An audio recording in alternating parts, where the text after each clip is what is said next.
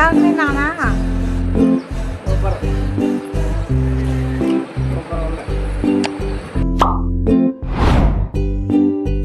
Easy and quick తొందరగా అయిపోయే snack అయితే చూపిస్తాను మీకు. ఎప్పుడు ఈవినింగ్ స్నాక్ అంటే పునుగు బజ్జీ ఆయిల్ ఫుడ్డే కాకుండా అప్పుడప్పుడు ఇలాంటివి చేసుకుంటే చాలా టేస్ట్ ఉంటుంది అండ్ హెల్తీ కూడా ఉంటుంది. ఇంతకీ అంత హెల్తీగా నువ్వేం చేస్తున్నావు అనుకుంటున్నారా?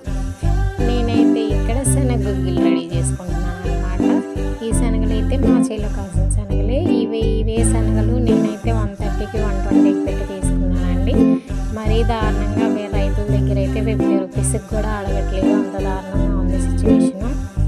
సో ఇదైతే క్విక్గా ఈజీగా ఎలా చేసుకోవాలో చెప్పేస్తాను. ఏం లేదండి, ఈవినింగ్ స్నాక్ కింద అయితే మార్నింగే నానబెట్టేసుకొని ఒక 2 విజిల్స్ వచ్చేంత వరకు ఉడకబెట్టేసుకుంటే సరిపోతుంది.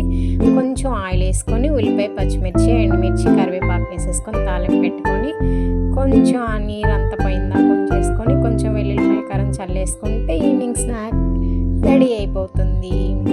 చాలా టేస్టీగా అయితే ఉంటుంది, కారంగా చాలా బాగుంటుంది. అవి వేడిగా ఉందన్నమాట, అందుకే ఎక్స్ప్రెషన్. టేస్ట్ అయితే బాగా వచ్చింది. నా వీడియో నచ్చినట్లయితే ప్లీజ్ లైక్ అండ్ సబ్స్క్రైబ్ చేసుకోవచ్చు కదా. ఇంకా బాయ్, నెక్స్ట్ వీడియోలో కలుద్దాం. Thank you for watching.